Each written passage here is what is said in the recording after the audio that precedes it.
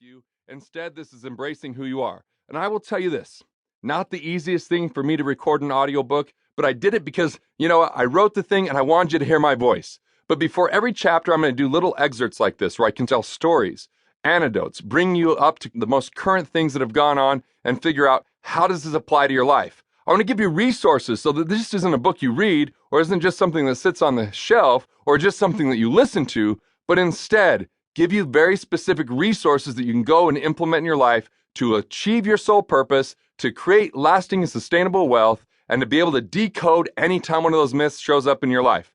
Does that sound fair? So, I will just tell you as an overview, the finite pie is absolutely critical. You've got to figure out where you're in scarcity because no matter what you do, scarcity is the greatest destroyer of wealth. Before I go into some more of the content and some of the principles that you'll learn in the book, maybe I should share a little bit about my background even before determining we were going to write this book.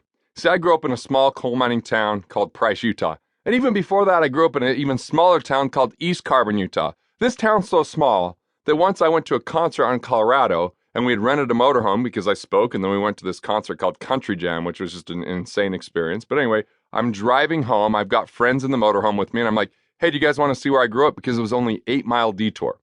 And they're like, sure. So I take them to this little town in East Carbon, and they laugh. They're like, you're not from this little place. What they had to realize was my dad's a coal miner, my grandfathers were coal miners, and even my great-grandfathers were coal miners, so we grew up in Carbon County, Utah. And it's funny because even as we're driving up, I'm like, this is the house I grew up in. They're like, no, it's not. Amanda McFarland, our neighbor, walks right out and she goes, hey, Garrett, what's going on? I'm like, see, I told you this is where I lived. Now, that's a sacred cow, is that a lot of times people feel like, oh, well, if this is your background or this is your circumstances, this is where you're from, then that's your destiny. There's not much you can do about it. But what I'm here to tell you is no matter where you're from, no matter your current circumstance, no matter what you're currently facing that you think might be insurmountable, if you're willing to choose abundance, if you're willing to be resourceful, if you're willing to acknowledge the situation that you're currently in and ask for help, you can get to the next level. And you can use some of these painful points or you can use some of these experiences as some of the biggest ingredients to drive and fuel that passion in your life. So growing up in this small town, I ended up going to a little bit bigger town called Cedar City, Utah, where I went to school. Now, when I was 19 years old, that was the first time I actually got involved in financial services. That came because as a teenager, I owned a very innovatively named business called Garrett Gunderson's Car Care. Now, Garrett Gunderson's Car Care, all I did was detail cars from the time I was 15 years old because I played sports and my parents didn't really want me to get a part-time job that had specific hours. And my dad being a coal miner, when he'd bring the surface vehicles home when the bosses were in town, I'd help him clean it. And he was going to give me this 1975 Chevy pickup truck. And I knew 6 months before I was 16 that I was probably going to get that if I got good grades and made good decisions. And so I started cleaning that thing up. And he goes, hey, you kind of have a knack for this. Maybe I'll see if you can get more of these coal mining vehicles to clean. And maybe you can kind of make some extra money on the side. Well, then I went to my mom. She worked at a credit union. I said, hey, can I go talk to your boss? Because I actually knew him because I was friends with his daughter. Once again, small town. And maybe clean the repossessed vehicles. She said, sure, why not? So the next thing you know, I go into a business competition where I take third place as the Rural Young Entrepreneur of the Year. Came with $500 and I was 16 years old.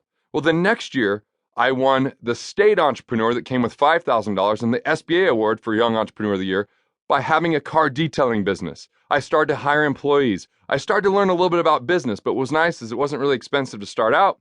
But when I won that $5,000, I was from such a small town, I kind of felt like, damn, I'm rich. I just got this $5,000 check. So I'm a teenager with $5,000. What do you think I did with it?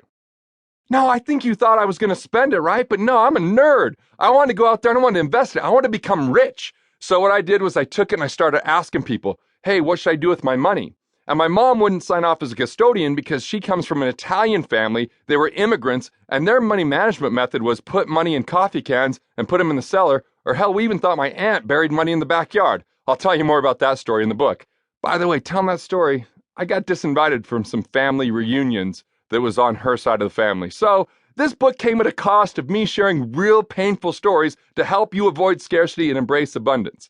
Anyway, I have this $5,000. My mom won't sign off as a custodian, so I can't invest it, but I keep asking people where to invest. So I start asking people what I should do. And if I ask the president of the credit union, I'm sure you can guess what he told me. Oh, put it in a certificate of deposit. What does that mean? That means if I take the interest that I was earning on that and divide it into 72, it was more years than I could